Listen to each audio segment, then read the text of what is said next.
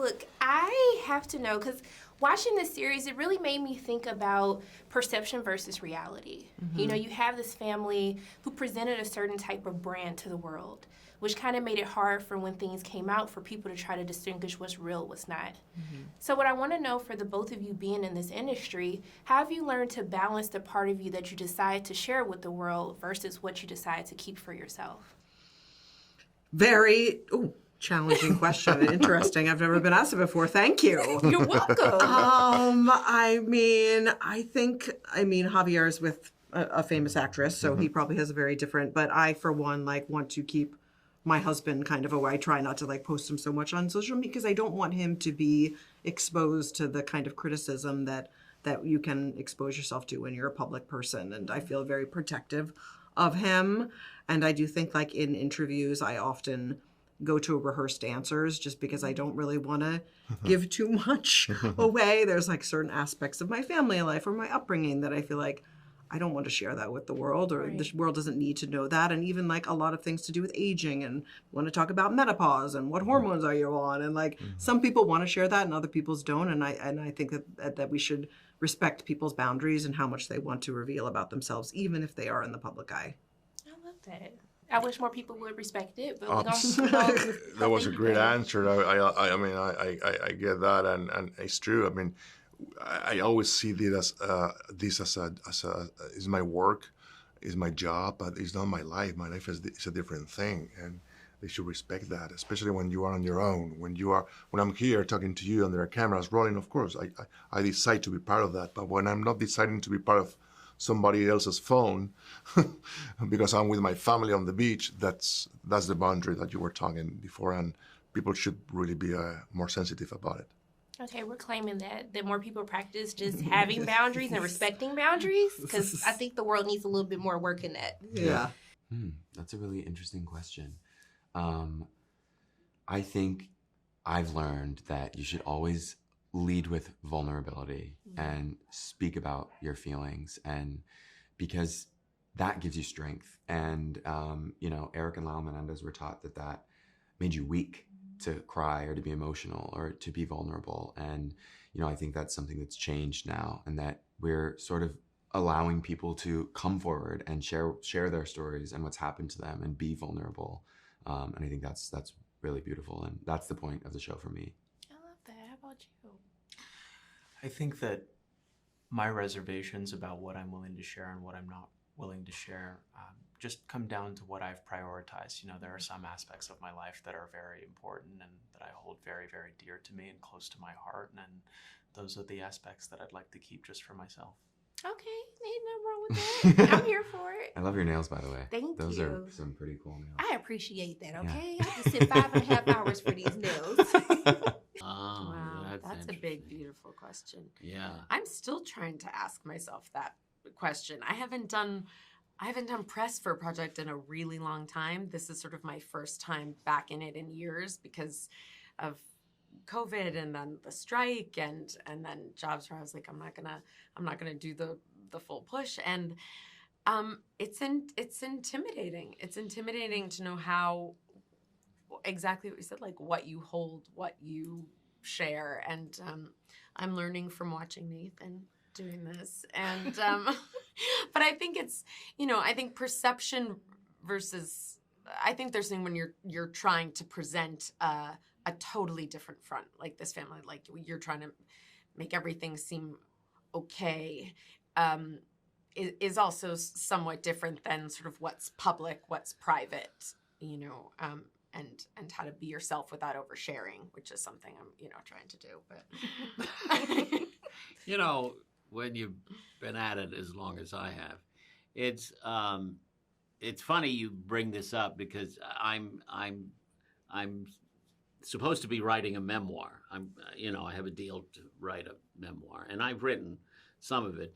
But it's a question that I ask myself: how much are you going to reveal? Because people, they do want the gossipy, who you liked, who you didn't like, and those sorts of stories. And I, and I'm always like, I don't want it to be that kind of book where, tell those sorts of stories. I mean, God knows I've worked with a lot of people, and there are a lot of stories, but it's and also they want to know your personal story, what Right. were your struggles, and and being gay and coming out and homophobia and in the business and all of that background as well, and it's I'm always I tended to, when I was starting, and I used to do the David Letterman show a lot, and because of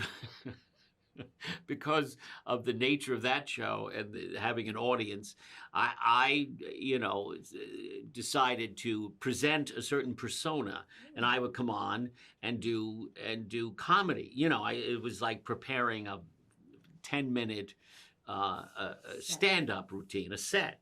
And he would have the questions, and I would have material, and I didn't have to talk about my personal life or what my vacation in Cancun.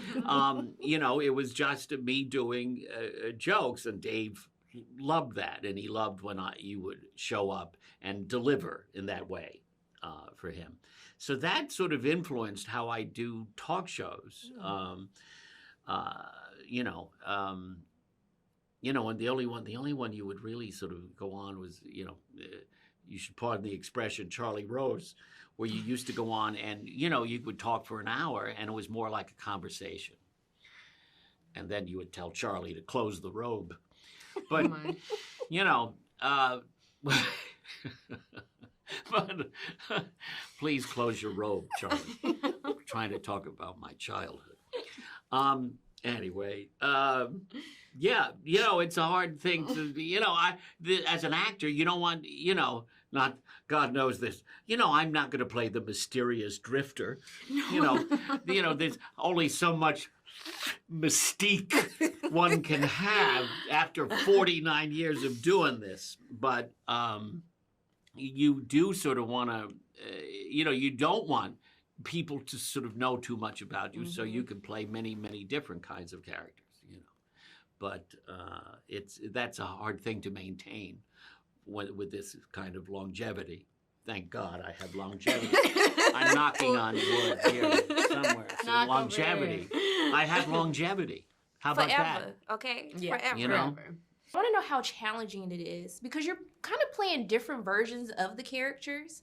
Kind of like one side of what people think they are, another side. So how is it kind of trying to compartmentalize, when you're being vulnerable or when you're being angry? Like, how is it playing different versions of your characters? I think I always really tried to stay with my one perspective, which was Erik's. I really always wanted to be speaking his truth. Even if I was in somebody else's perspective, I still wanted to try and make sure that he was sympathetic and that he, was dealing with a lot of pain. And even when you are angry or you act out or you do something, that is still coming from a place of being in pain or in grief or a response to trauma. And so I always made sure I was sticking to his truth and his perspective.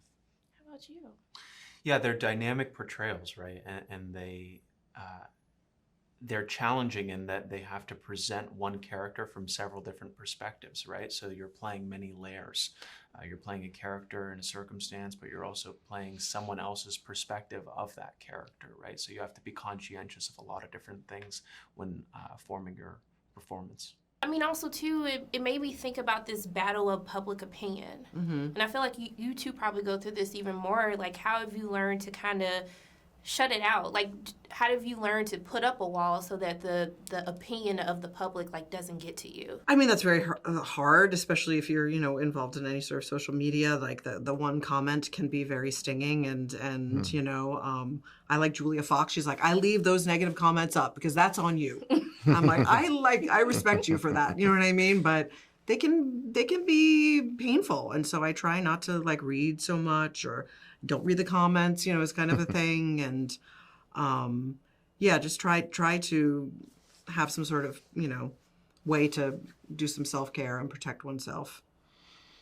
Yeah, I think the more exposed everything is, the more private we get. I mean, the more isolated we get, because there's so much going on the social media and all those things. And I don't have Instagram. I don't have any of that. But even though those things reached you, whether you like it or not. Somebody is gonna tell you that somebody said this and that, and it's like, I don't want to know. And it's funny because you get kind of isolated because it's like I want to be detached from all the noise, but the noise is all around us, so it's kind of challenging to not be part of it. I have a 4-year-old son, and I just try to treat people around me with respect, even, people that he might see, on television or in person, or, you just want to treat people with respect. We don't use the word hate in our households, whether it be I hate potatoes or I hate this person or I hate that thing. We just don't use the H word at all. I just think that people use it so loosely now. I try and remove that and that sort of negativity, especially in reference to people. I'm gonna be more cognizant when I say that now. See, I'm gonna be like, we don't say that. We don't say that H word. Okay, we all about positivity here. Yep. There's a scene that you had when they're going to get into the safe. And then there's this whole act. And I was like, ooh, honey, the switch up for me, how quickly he was able to switch up to kind of do what he needed to do with the safe. How was it filming that scene? That was the One of second the scenes we first shot. Are you scenes serious? that we Yeah. filmed. Yeah. Wow. It was a big group scene also, Mhm. which is always fun because sometimes you're meeting many of these cast members for the first time. Yeah. We met Uncle Carlos on that day. And Uncle Brian. And Uncle Brian. So it felt like a big family get together. Yeah. And that's what I remember the most, is just meeting some of the people who we would become to know, who we would come to know and love over the course of the next 6 months working on the project. Yeah. That's so crazy how you shoot out of sequence. I know. But I have to ask you about the hurt band. Yeah. Because when I started watching the episode, I was like, wait a minute, is this one take? Yeah. We're just doing this?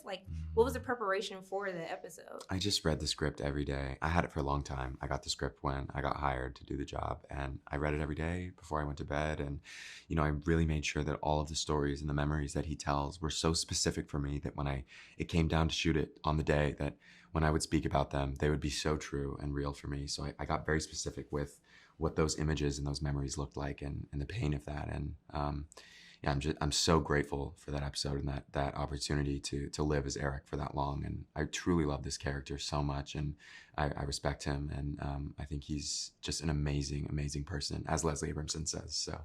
Look, I just want to thank the both of you because y'all did that with your performances. Seriously, if y'all don't hear it enough, let me say it again. Y'all really did do that. So I just want to thank you for taking time out of your day to speak with me. I appreciate you. Thank you. And I'm just continuing to send love and light both your ways. Oh, okay? thank you so Have much. a great day. Thank you. You too.